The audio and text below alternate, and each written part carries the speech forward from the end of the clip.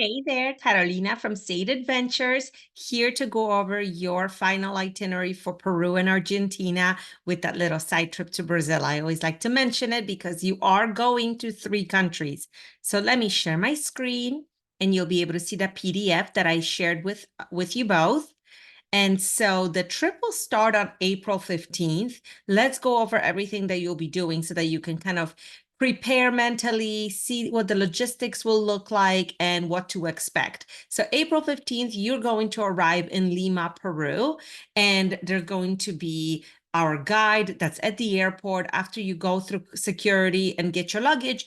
Big sign with your names on it, and a private car will take you to the hotel. And we like the Iberostar Selection Miraflores here. It's a brand new hotel, 5-star, right on the coast. So you have views of the ocean, access to the modern part of the city, Larcomar shopping center. And it's a really nice modern hotel. And you're going to be there for 2 nights. And April 16th, we're going to pick you up. It's going to be the same guide who would have picked you up from the airport. Now he's going to show you the best of Lima. So the way we do this tour is not just see the highlights and the museums and all the different things that you can do in Miraflores and downtown of Lima, but also taste your way along the way at different markets, at lunch at the ruins of Huacapuclana. So there's lots of fun little stops that makes the trip really unique. And now we're ready to go to Cusco. So we're going to take you to the airport on day 3. And you're going to take a 1-hour flight to Cusco. We'll pick you up. And like I mentioned to you, Joleen, because of the altitude, we whisk you right away to Sacred Valley, where it's 2,000 feet lower, so that you can acclimate slowly and, take your time and really go easy on this day because it's your first day in high altitude. So Sacred Valley, we'll always visit sites such as this one, which is visually stunning and beautiful to photograph, but it's easy to get to. There's not a lot of hiking or walking on this day, so we take it easy. And I've mentioned to you that beautiful lunch that we do here. It's at Iskay Maras, and it is a farm-to-table experience. It's by reservation only. It's a really nice welcome to Sacred Valley. And then you're going to spend 2 nights there at Inca Terra Hacienda Urubamba. This is a great little hotel. As you see, it's in the middle of the valley, beautiful views. It's a Peruvian chain, so you will see local artisans. You will see local wood carvings and things like that from the valley incorporated into the hotel. And they do a nice dinner here as well, so we've included that for you for both nights. And then day 4, we're going to explore Sacred Valley. So the person who would have picked you up at the hotel in Cusco will stay with you for the duration of these sites because that is his home. That is what he is an expert in. So all of the sites of Sacred Valley in Cusco will be done by one guide. I really love that because they will get to know you, your pace, your interests. If you like to spend more time outdoors, or if you like to spend more time inside museums or at the ruins, this is important to make sure that the trip feels like yours. So here we're going to hit some sites like Ollantaytambo, which is a major ruins complex, but it's also a thriving village. So you kind of get to see best of both worlds, the past through the Incas and then today, and how the people live here in the Andes. And then you'll see Pisac Market, which is the largest market in Peru. Again, another wonderful cultural experience because it's not just a market for shopping, but it's really great for photography and seeing all the different indigenous communities. We'll have lunch, we'll have dinner, and then we're finally ready to go to Machu Picchu on April 19th. So we're going to take you to the train. You ride the train that's called Vista Dome. It has a glass dome ceiling all the way to the village of Aguas Calientes. That's where our Machu Picchu guide will pick you up. And you're staying there for 1 night. So the Machu Picchu guide will be with you for those 2 visits to the ruins. So you get off the train and you will see like 500 people get off the train and it's chaos. Everybody tries to find their hotels. What we do is we have the guide meet you at the train station with a sign with your names on it, but he will also bring a porter from the hotel. So the porter will take whatever bags you have for that overnight and will take them to the hotel. And that way you can just go straight to the ruins, way less chaotic and easy for you. So you'll visit the ruins, you'll have lunch, go to the village and overnight. I put this photo on here so that you can understand for the following morning. When we rise and go to sunrise at Machu Picchu, we have an option to go at 7 a.m. or at 10 a.m. And for those of you who want to do a pretty strenuous hike, they can do Huayna Picchu, and that's this major peak in the back. But for those who want just a softer hike, we can do Uchuy Picchu, which is the smaller mountain here. For those who don't want to hike at all, we can just go to the ruins for the beautiful sights of being there in the morning where before the trains arrive. So way less people, I mean, like thousands of less people. And also all the lighting is much different in the morning. It's softer, it's beautiful. So it's a really nice experience to visit the ruins twice, because this is an area at the mouth of the Amazon. Rain is inevitable. Any day of the year it could rain. So if it was drizzling the day before, maybe this morning it will be beautiful. So it's always a good idea to try to hit this highlight on your trip twice.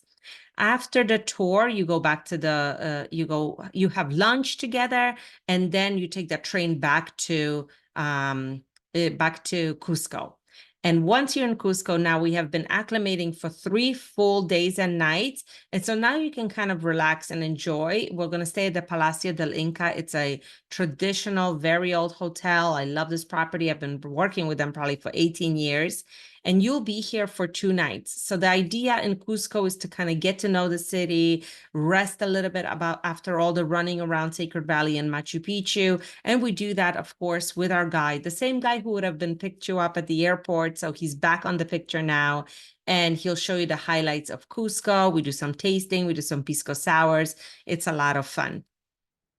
And that leaves you with 7 days in Peru, and we're moving on to Argentina. So April 22nd will be kind of a travel day. You're going to fly from Cusco to Lima, that 1-hour flight, and then from Lima to Buenos Aires. So I don't like to arrange too much on this day because it is a traveling day. We'll just pick you up at the airport, take you to your hotel, and you're staying in one of my favorite properties in Argentina, which is the Faena. It's a super romantic, beautiful, and very unique property. As you see, it's all reds and whites. The best tango show in all of Buenos Aires is here at this hotel. One of the most famous pools, and the whole night scene is great here. Great for photography, and a great location too. Just right outside is Puerto Madero. It's a really happening part of the city with lots of restaurants, and is just walking distance to La Boca, which is that colorful part of the city as well.